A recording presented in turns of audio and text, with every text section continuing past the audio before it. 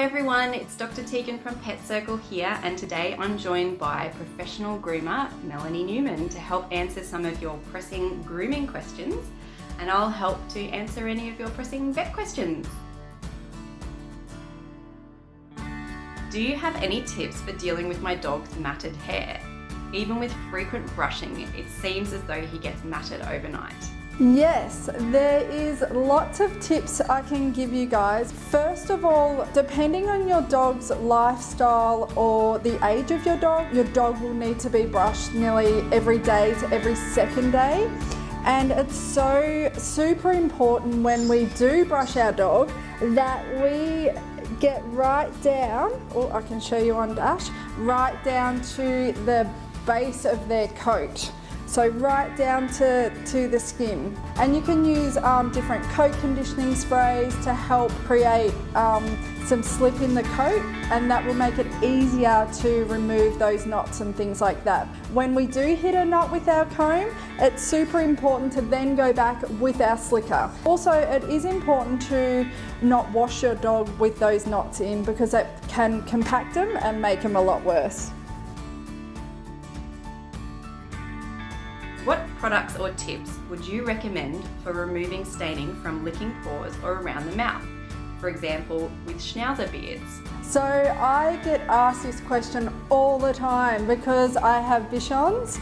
Try and keep that area dry all the time. So if my dogs have a drink, I'm drying their little whiskers. So these areas, I feed my dogs a really good diet as well. But also I keep my dog's coat really hydrated and very, very clean. So as soon as your dog has dirt on them, their coat's more susceptible to staining. So I try and remove that dirt straight away, keeping it well conditioned. I can spend up to 2 hours or more blow drying my Bernese Mountain Dog, and they feel dry, but afterwards when they lie on the ground I can see wet patches. Is this a technique issue, or am I just not drying them for long enough?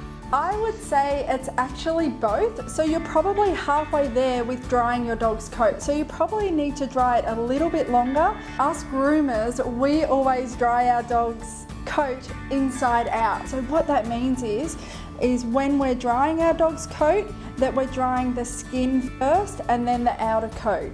And it also can be that you haven't actually rinsed your dog long enough. So removing all that residue and all that dirt and oil that's built up in your dog's coat, because it can actually take a long time for that to dry. And always pop a towel underneath your dog or behind the area that you're drying. So when you're drying your dog, that the water can actually go on that towel instead of back onto your dog. Dr. Teagan, I have some questions for you. My Maltese has red skin and is itchy all the time. How do I groom him without making it worse? So that's a great question. If your dog has sensitive, itchy red skin, it's important that you check with your vet first to see if there's any underlying conditions. Most commonly, sensitive, itchy red skin in dogs is caused by allergies, so things like flea allergies, food allergies, and atopic dermatitis. Once you've got that condition under control, it can greatly reduce the itchiness and dryness of your dog's skin, and then you hopefully won't have any issues with grooming. The other thing to consider is there is a concept called the pruritic threshold.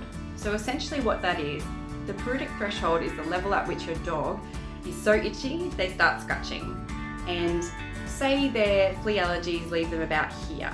There's things that can lower the threshold or build up so that you reach the threshold. Things like really hot water, harsh shampoo, so those kind of things can lower that threshold, and so you can go from having a dog that's asymptomatic to a dog that starts scratching. So what you want to make sure is that when you're doing your grooming, you're not doing anything to help push them closer to that threshold and start them itching. So we need to use lukewarm water and use a nice sensitive shampoo. Definitely don't use human shampoos. Human skin pH is completely different to dogs. And if you use a human shampoo, particularly on a regular basis on your dog, it can really dry out the skin and cause issues. Okay, so the next question. My Maltese Shih Tzu keeps licking his feet even after being washed and groomed, He's a bundle of nerves at times, so I'm sure it's self-soothing. So if your dog is constantly licking at their paws, it's important to rule out any medical causes first. So dogs can get dermatitis or infections between their toes, and they can also get things like grass seeds and burrs caught in there.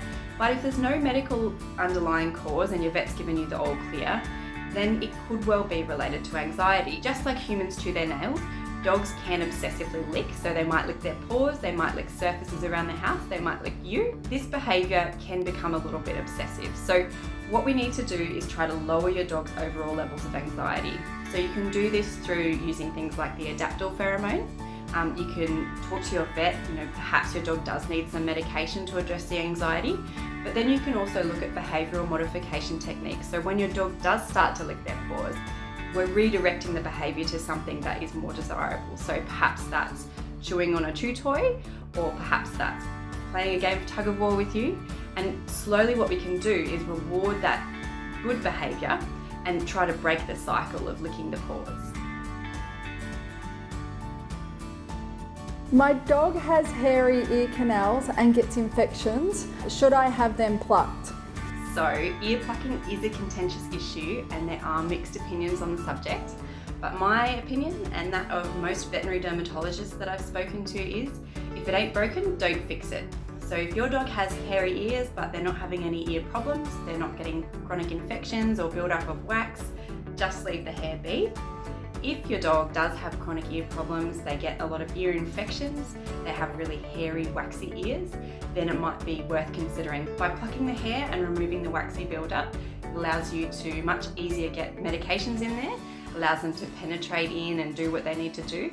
It also makes general maintenance of the ear, so keeping it nice and clean, using your ear cleaner once a week and after bathing and swimming, much easier and much more effective. Thanks so much for joining us today, Mel. I really enjoyed chatting with you about dog grooming and I've learnt some new tips myself. And thank you for having me, guys. Thanks everyone for sending in your questions and for coming along and watching. We'll see you next time.